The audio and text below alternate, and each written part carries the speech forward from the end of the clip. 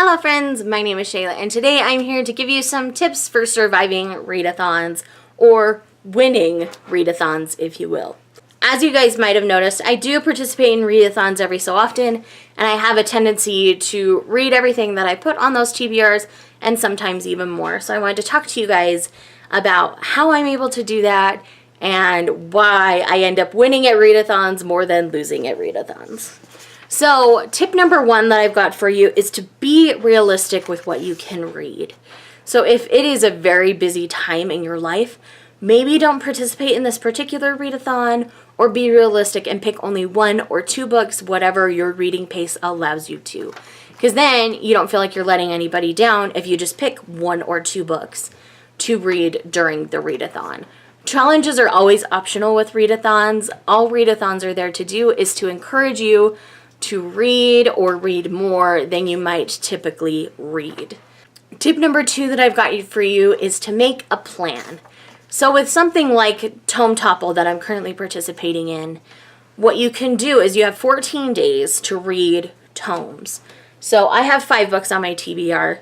So what I do typically is I have like a page breakdown per day that I want to reach to make sure that I get all my reads done in time for the readathon. I was also very realistic with that TBR because they are bigger books. I only picked 5. I might read all of them and read other things as well, and that's okay. I would rather underpick for my readathon and end up reading past that than overpick and feel like I lost, if that makes sense. So another thing you want to do when you're planning is you want to either set aside a certain time every day, set an alarm on your phone, do whatever you need to do that way. I would also either get like easy meals to make if you live on your own, or get snacks that you like to eat while you read, all of those kind of things. Make sure you're stocked up on coffee, tea, whatever it is that you drink. I'm a Diet Coke girl myself, so I made sure I had some Diet Coke in the house if I felt like I needed to stay up a little bit later, though I tend to plan well enough that that's not usually a big deal for me. So the third tip that I've got for you is to actually prioritize your reading. One thing that Richard he's changed his name. I will leave his channel linked down below. He's absolutely fantastic, and I'm super excited that he's coming back. But he had this thing for a while where he wouldn't even touch social media till he'd read 100 pages in a day. And that got him reading more and reading more quickly. And a lot of times he would read more than 100 pages because he was invested in the story at the time. So that's something that I would recommend maybe possibly doing if that would help you stay more motivated. Sometimes you just have to shut off your notifications on your phone or turn off your phone completely if you can, and just sit and read in a room that maybe doesn't have a TV as an additional distraction. There are also apps where you can set timers for reading and things like that.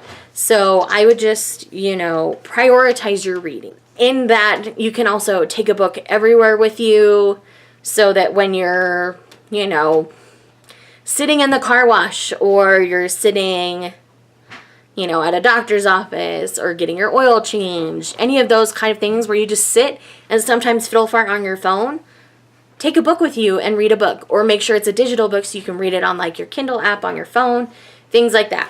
Tip number 4, I did talk about this a little bit in my Make a Plan, but this is to set small goals for the readathon. So if there are 7 books and you want to read 7 books, that means you have to read a book a day, or there has to be a day where you can double up on 2 books, like a Saturday or a Sunday when you might not be as busy with work.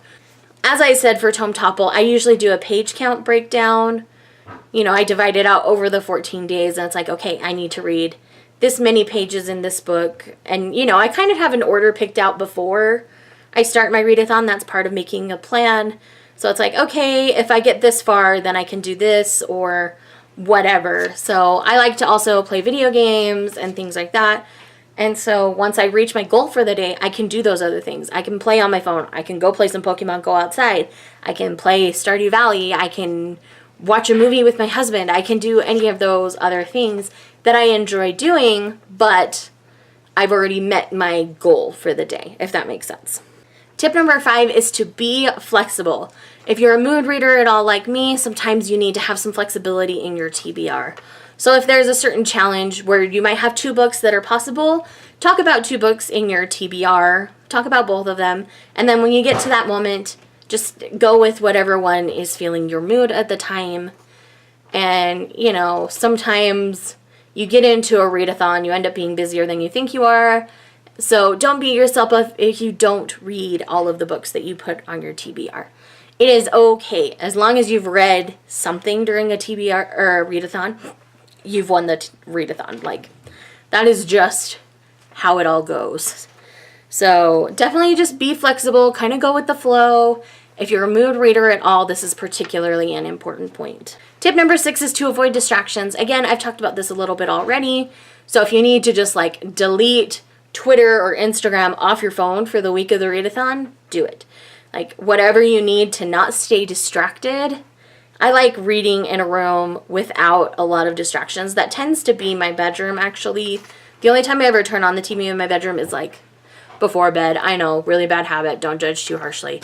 But I like the noise. I like the white noise to go to sleep. Anyways, I have a reading chair set up in my bedroom. So I kind of have my cozy reading set up right there in my bedroom.